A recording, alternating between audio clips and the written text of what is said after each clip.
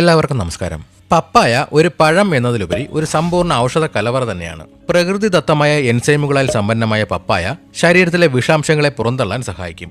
ദഹനത്തിന് സഹായിക്കുന്ന പപ്പൈൻ എന്ന എൻസൈം പപ്പായയുടെ മാത്രം പ്രത്യേകതയാണ്. ഇത് ആമാശയത്തിലെ സങ്കീർണമായ പ്രോട്ടീനുകളെ ലളിതമായി ദഹിപ്പിക്കാൻ സഹായിക്കുന്നു. Vitamin C, vitamin A, folate, potassium, magnesium എന്നിവയാൽ സമ്പുഷ്ടമായ പപ്പായ പ്രതിരോധശേഷി വർദ്ധിപ്പിക്കാൻ മികച്ചതാണ്. പപ്പായയിലെ ആന്റി ഇൻഫ്ലമേറ്ററി ഗുണങ്ങൾ ശരീരത്തിലെ നീർക്കെട്ടും വേദനയും കുറയ്ക്കാൻ സഹായിക്കും. ചർമ്മത്തിന്റെ സംരക്ഷണം, ഹൃദയാരോഗ്യം, കാഴ്ചശക്തി വർദ്ധിപ്പിക്കൽ തുടങ്ങി തലമുടിയുടെ വളർച്ചയ്ക്ക് വരെ പപ്പായയുടെ വിവിധ ഭാഗങ്ങൾ ഔഷധമായി ഉപയോഗിക്കാറുണ്ട്.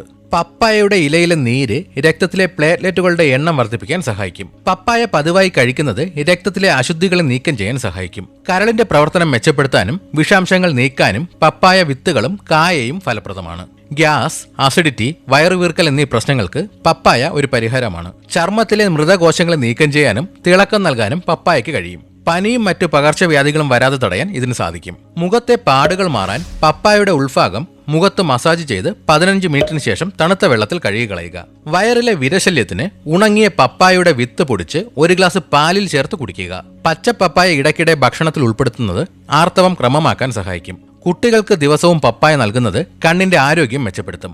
ആഴ്ചയിൽ ഒരിക്കൽ പപ്പായ മാത്രം കഴിച്ച് ഉപവാസം നോക്കുന്നത് കുടലിലെ മാലിന്യങ്ങളെ നീക്കാൻ സഹായിക്കും. സന്ധിവേദനയ്ക്ക് ഇതിന്റെ വിത്തുകൾ വെളിച്ചെണ്ണയിലിട്ട് ചൂടാക്കി ആ എണ്ണ വേദനയുള്ള ഭാഗത്ത് പുരട്ടുക.